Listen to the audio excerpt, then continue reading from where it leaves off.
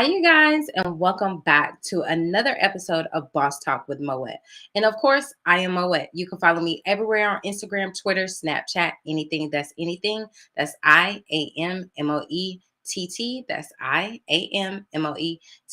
Y'all already know each and every Wednesday, I like to come on here and bring you guys a story of another entrepreneur that is really out here doing their thing, that is really up and coming, that is working on their process, working on their journey, going through all of those things, because you never know what you can gain from someone else's story, because you can gain something from someone else's story all the time.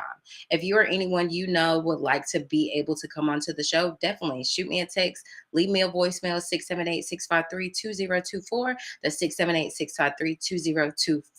Now, the guest that I have today is a super dope individual, super intellectual, is really big on making sure that everyone and their families are prepared for the final days. Those are often the toughest conversations that we try to have, that we often don't have until it's too late. And he is going to be able to shed some light on that area in that department, because that is his expertise.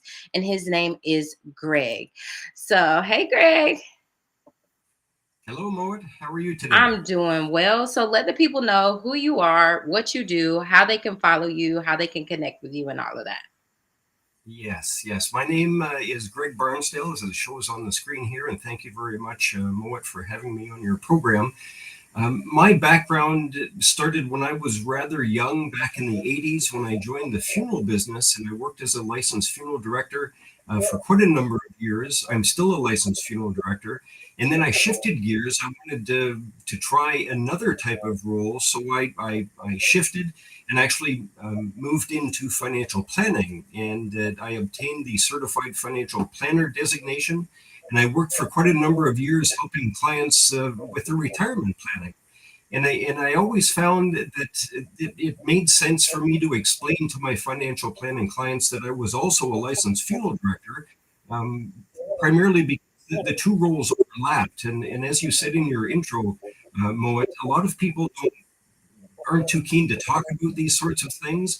And that's ultimately why I became rather frustrated over the years, because in both roles, I found there were all kinds of fantastic benefits from planning ahead and actually talking about what we want to have happen when we die, and to let our families know so that they're not sidetracked with all kinds of unknowns at the time of a death. I've seen it time and time again, and that's ultimately why I recently published this book, Do Not Ignore Your Mortality, Practical Advice from a Funeral and Financial Insider. And ironically, after a career of stressing to all kinds of people about how important it is to get your final affairs in order, to have a will and a power of attorney, and talk to your family about what you want to have happen, I was diagnosed with a brain tumor 2 months after I published the book. Wow. Wow. Wow. That is amazing. Like, so in regards to this, first of all, whenever it comes to your book, whenever it comes to like this mission that you're on, to making sure that everyone starts having these conversations and everything, what was the turning point for that? Well, there wasn't actually. I guess there was a turning point, Moet, and it happened back in the 80s. This whole mortality mindset movement that I'm promoting has really been at work in my life over my entire career. So to answer your question, it happened back in the 80s when I saw how families at the time of a death in the various funeral homes that I worked in, some of them were uh, wringing their hands with regret that they didn't talk about these sorts of things, about what the deceased may or may not have wanted to have happen. Yet other families came in with all the paperwork and they were all organized and would say things like, Grandma was so thoughtful and kind. She had all this organized for years. We know where her will is. We know exactly what she wanted to have happen. And in the two types of scenarios were worlds apart. And I quickly realized, working as a funeral director, that more people need to embrace this type of planning and speak to their. And I know it's not easy. It needs to be done. Right. Absolutely. Absolutely. I know a lot of people they tend to wait until the last minute. And I know like a lot of people, especially like in life insurance and different things like that, like to joke around with the fact of, hey, GoFundMe isn't the way to try to pay for a funeral. And that's like because most of the times out of 10, you see all of these GoFundMe pages come up whenever people are trying to cover their loved ones' expenses at that time. And it's just like, man, that's just not enough because oftentimes you don't even, unless you just have a following like that, or unless you have, like in the case of Shanquella Robinson, whenever she had celebrities like dropping thousands and thousands and thousands to help with her funeral arrangements. But it's just like 9 times out of 10, people don't have that. And it's so important.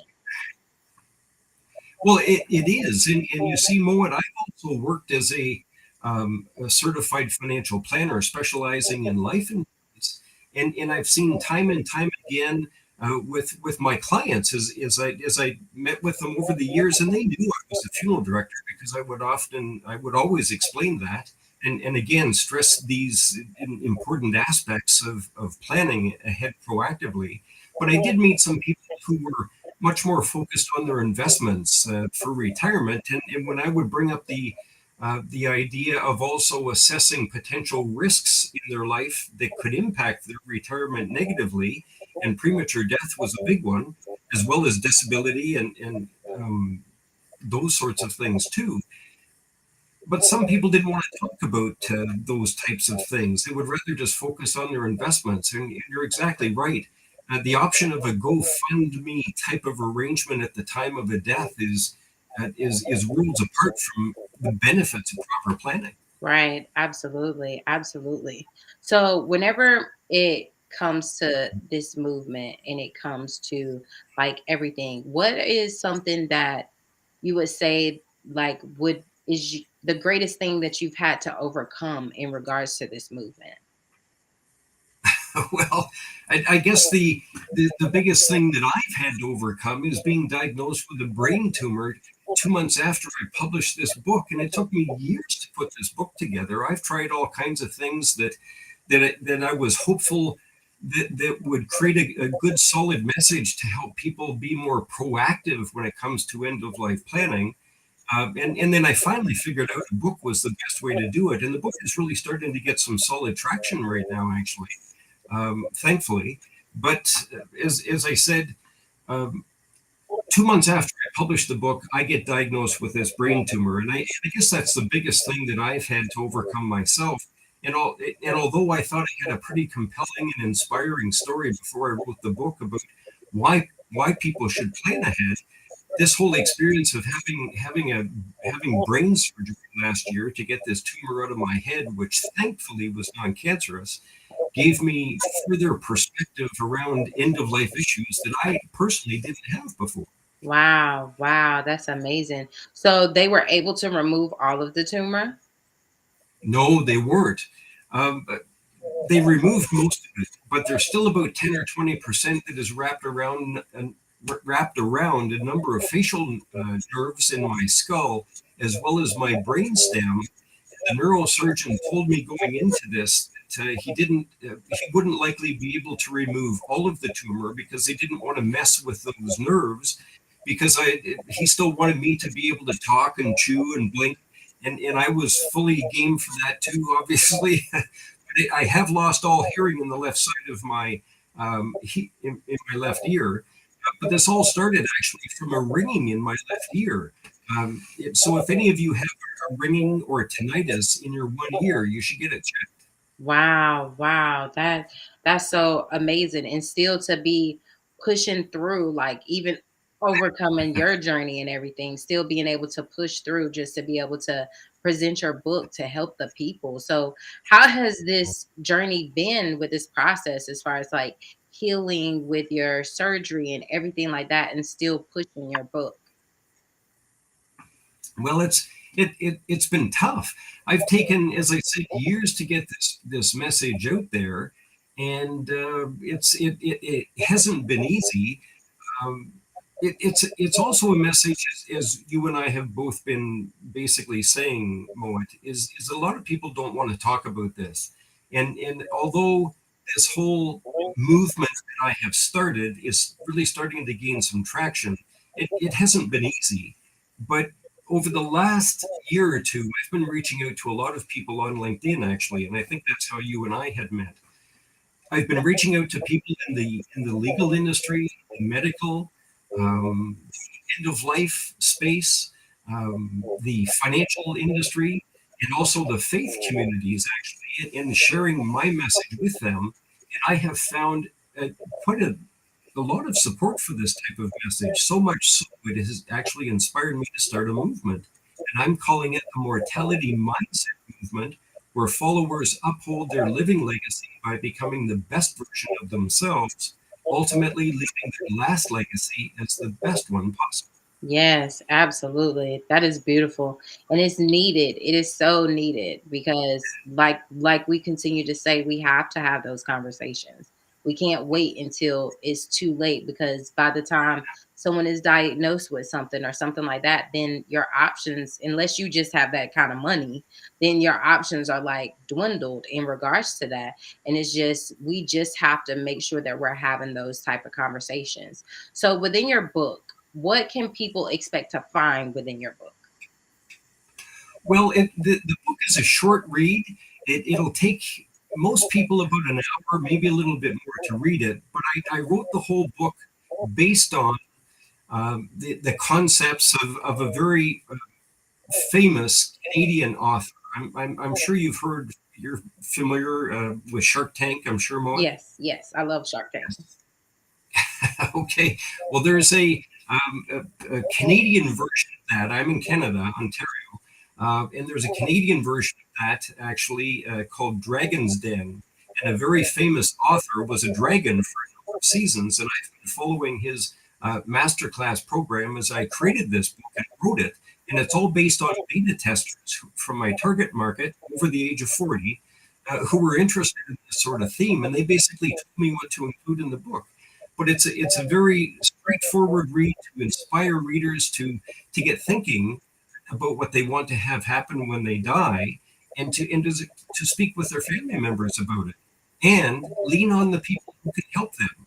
But it's very general. It doesn't get into the details of strategies, etc., because it can be a complex topic depending on someone's situation. But it also even addresses the fact that people can easily draft a will online these days for a very small amount of money. Wow, wow, that's amazing. And it is definitely needed, especially in these days and times, because you never know what can happen. Like talking about premature death, like you never know what can happen. You have people that are dropping from heart attacks on the freaking basketball field during basketball games. So it's like, man, that's so needed. So, in regards to this, in regards to your book, in regards to everything, what is something, say, let's say that there's somebody that is listening to this and they're like, you know what, Greg, you're right. You're right. I need to have these conversations with my family. I need to do this. And what is some tips that you would say for them to start out trying to have those conversations?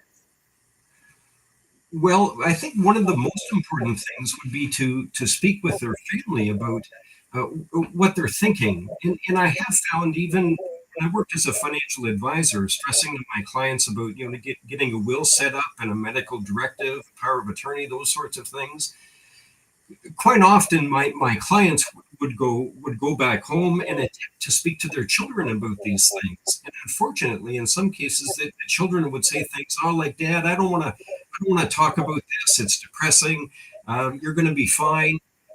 So I understand it is a delicate topic to begin with, and some people just don't want to go there, but that's why I created some icebreaker questions actually in my book, uh, that that make it easier to bring up these types of questions. Um, the other thing that I recently did, I elaborated on that, and I created a list of what I'm calling probing legacy questions that I've put on my website. Do not ignore your mortality.com. And on the far tab, you'll see probing legacy questions, and there are 15 that apply to very basic type of introductory situations, and 15 more that are advanced. But I think those types of questions are good icebreakers to get people talking about these things. Absolutely, absolutely. Because I know that can be kind of a awkward subject and everything, especially, we love our loved ones, especially the ones that we're not so close to, we still love them, but it's like, all right, what we gonna do? But for the ones that we really love, it's like, what do you mean? What are you talking about? You're not gonna be here. There's no way. So it's like, but in reality, like, hey, nobody lives forever. So it's important to have those conversations. So let's talk about your website. I know you touched on it a little bit. Let's talk about that. For those of you guys that are watching, you could definitely like scan the QR code. It'll take you directly to the website. Do not ignore your mortality.com. Just let people know like what they can expect whenever they go to your website. Well, the I guess what a fair number of people are interested in are why I've created this message over the span of my career, and it really comes down to frustration, and that's what I talk about as one of the first topics on my website that I alluded to earlier. I'm just trying to help people break the ice with these sorts of things and get the momentum going. I know based on my experience and various people that I spoke to people who really um, have very elaborate types of situations and own a business, and other people who have a very basic type of lifestyle and are simply concerned about perhaps not spending the money on a will because they perceive it being expensive by having to engage a lawyer. So I've seen all kinds of situations, but the basic message is this: if someone dies without a current and valid will in place, their survivors are likely going to be more emotionally and financially resilient. They are also likely going to be more inclined to get along if somebody has a will and they've put thought into this and talked to their family about what they want to have happen. The deceased is likely going to leave a better legacy behind instead of leaving a mess, frustrating mess behind. People are more inclined to, within their estate planning, leave money in some cases to charities. So charities will have more money to do more of their work. And the court systems will also be relieved of having to deal with so many unorganized estates. So this mortality mindset movement that I'm referring to as really has so much potential to even ultimately help the economy. Wow. But the thing is talking about it Right. and getting in the right direction. But that's really what my book and the website is intended to do. Absolutely, absolutely. That is amazing. This is an amazing thing that you're doing. I really hope that everyone continues, that it continues to gain traction, which I know that it will continue to gain traction because these are conversations that definitely have to be had.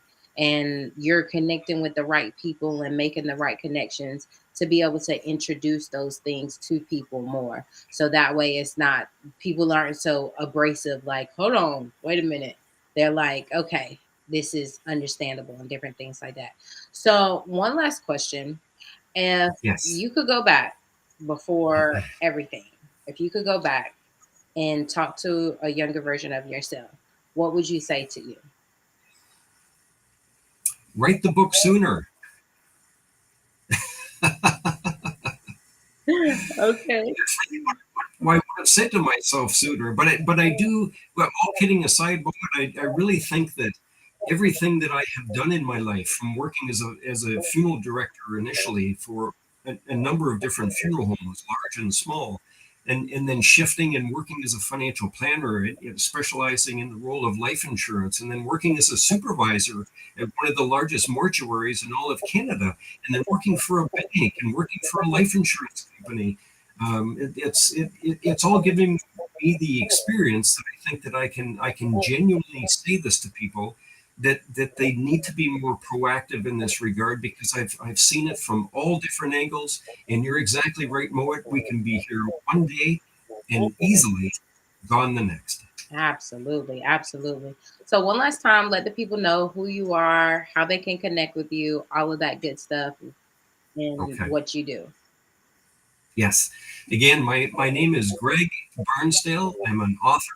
I wrote this book, Do Not Ignore Your Mortality: Practical Advice from a Funeral and Financial Insider. And if you go to my website, do not ignore your mortality.com, you'll see my backstory, why I've written this. On a number of the pages, you'll see links as to where this book can be purchased. It can be purchased on Amazon, Barnes and Noble, and all the major retailers. It can be purchased in paperback form, ebook. I completed an audio book. I narrated it actually just last year. And I'm also pursuing organizations who have the same target market based on what my coach has suggested to do. So I'm reaching out to life insurance companies and people in the funeral and legal and medical industry. So unless they find a cure, I anticipate I'll be busy for about the next 50 or 60 years.